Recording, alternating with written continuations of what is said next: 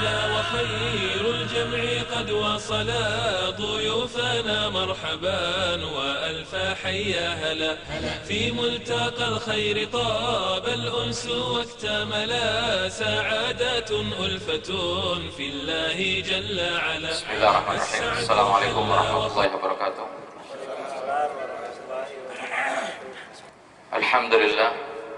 الحمد لله رب العالمين. حرم الفواحش ما ظهر منها وما بطن رحمة بعباده وحماية لهم مما يضرهم، وأشهد أن لا إله إلا الله وحده لا شريك له خلق الإنسان فرباه بنعمة وأحل له الطيبات وحرم عليه الخبائث، وأشهد أن محمدا عبده ورسوله ولا خير إلا دل أمته عليه وأمرها به ولا شر إلا حذرها منه صلى الله عليه وعلى آله وأصحابه والتابعين لهم بإحسان وسلم تسليما كثيرا. أما بعد, tiada hentinya untuk kita selalu memuji dan selalu bersyukur kepada Allah Subhanahu wa Ta'ala, Rabb semesta alam, yang telah mengharamkan bagi kita segala bentuk dan macam perbuatan jelek yang tampak maupun yang tersembunyi, sebagai rahmat bagi hamba-hambanya dan perisai bagi kita semua sebagai hamba-hamba Allah. Dan Allah Subhanahu wa Ta'ala menciptakan kita semua sebagai manusia dan khalifah di dunia ini dan memelihara kita semua dan segala ciptaannya dengan segala macam dan bentuk kenikmatan yang telah Allah limpahkan kepada kita. Allah halalkan segala perkara yang baik bagi hamba-hambanya dan Allah haramkan segala perkara yang jelek bagi hamba-hambanya. Salawat dan salam selalu tercurah kepada junjungan kita Nabi besar Muhammad sallallahu alaihi wasallam, kepada keluarganya, kepada para sahabatnya yang mulia, dan orang-orang yang mengikuti jejaknya sampai datangnya hari pembalasan kelak nanti. Saudaraku sekalian yang dimuliakan oleh Allah Subhanahu wa Ta'ala, tidak ada sekecil apapun kebaikan kecuali Rasulullah sallallahu alaihi wasallam telah mengajarkan kepada kita, telah mengarahkan umatnya dan memerintahkan untuk melakukan kebaikan tersebut. Dan tidak ada sekecil apapun dari celah kejelekan kecuali Rasulullah sallallahu alaihi wasallam telah memperingatkan umatnya untuk menjauhi perbuatan tersebut. Dan di antara perbuatan jelek, kotor dan nista yang Rasulullah sallallahu alaihi wasallam haramkan umatnya untuk mendekati perbuatan tersebut, dan yang ini adalah merupakan pembahasan kita pada pertemuan kali ini, adalah perbuatan zina. Ini adalah merupakan salah satu perbuatan nista, perbuatan kotor, perbuatan jelek yang telah diharamkan oleh Allah Subhanahu wa Ta'ala dan Rasulnya. Zina adalah merupakan sebuah perbuatan dosa yang paling besar setelah perbuatan syirik dan membunuh atau menumpahkan darah manusia. Dan zina adalah merupakan sebuah kekejian yang merusak dan yang akan membinasakan manusia itu sendiri. Dan Allah telah mengatakan dan berfirman dalam Al-Quranul Karim, innahu kana fahishatan wa sa'a sabila, bahwasanya perbuatan tersebut adalah merupakan perbuatan yang paling kotor, paling keji, dan sejelek-jelek perbuatan yang ditempuh oleh seorang manusia. Dan Allah lebih tegaskan lagi keharaman perbuatan zina ini dan beratnya balasan atau sanksi hukuman bagi pelakunya, seperti tersebut dalam surat Al-Furqan ayat 68 sampai 70. A'udzubillahi minasyaitonir rajim.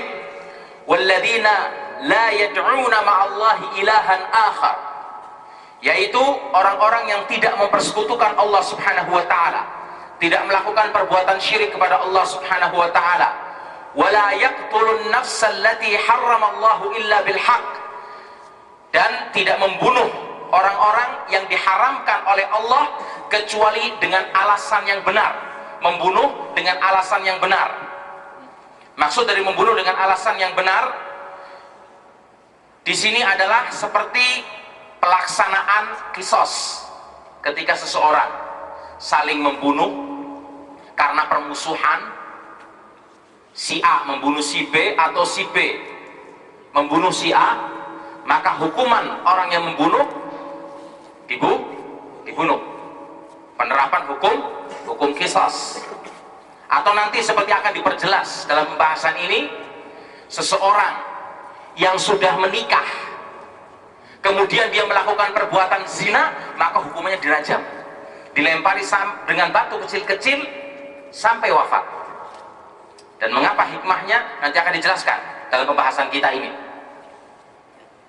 Atau orang yang keluar kufur setelah keislamannya, setelah dia mengikuti kebenaran yang Allah turunkan kepada Nabi Muhammad SAW, bukan menumpahkan darah manusia, ya kan, seperti apa yang kita lihat, ya kan, pada kenyataan di zaman kita sekarang ini, yang akhirnya malah menjadikan dan menyebabkan kejelekan terhadap umat Islam. Kemudian wala yaznun, tidak melakukan perbuatan zina. Wa man yaf'al dzalika yalqa athama, dan orang-orang yang melakukan perbuatan tersebut maka dia akan mendapatkan hukuman yang sangat berat dari Allah Subhanahu wa taala. Yudha'afu lahul adzabu yaumal qiyamati wa yakhludu fihi muhana. Dan orang-orang yang menempuh jalan-jalan dosa seperti ini, maka dia akan mendapatkan hukuman yang berat, dilipat gandakan azabnya pada hari kiamat kelak nanti, dan dia kekal dalam azab tersebut. Illa man taba wa amana wa amila amalan salihah faulaika yubaddilullahu sayyi'atihim hasanat wa kana Allahu ghafurur rahima. Kecuali orang-orang yang bertaubat, kembali kepada Allah Subhanahu wa taala, wa aman, beriman, wa amila salihan, beramal soleh, ya kan, kemudian faulaika yubaddilullahu sayyi'atihim hasanat, Allah akan gantikan kejelekan-kejelekan yang pernah dia lakukan, perbuatan-perbuatan dosa yang dia pernah terjatuh di dalamnya, dengan pahala dan kebaikan-kebaikan. Wa kana Allahu ghafurur rahima. Dan ketahuilah sungguhnya Allah Subhanahu wa taala Maha Pengampun lagi Maha Penyayang. Kemudian Allah Subhanahu wa taala, saudaraku sekalian, menggabungkan perbuatan zina dengan syirik dan menghilangkan nyawa sebagai bentuk-bentuk dosa yang membinasakan. Dosa yang membinasakan. Kemudian menjadikan balasannya dengan kekekalan dalam mendapatkan siksa, dan Allah lipat gandakan siksanya tersebut. Sedangkan dalam ayat lain Allah Subhanahu wa taala berfirman dan disebutkan bahwa keselamatan seseorang adalah apabila orang tersebut bisa menjaga kemaluannya. Orang tersebut bisa menjaga kesuciannya, baik laki-laki maupun wanita, tidak melakukan perbuatan zina. Dan Allah sebut manusia tersebut sebagai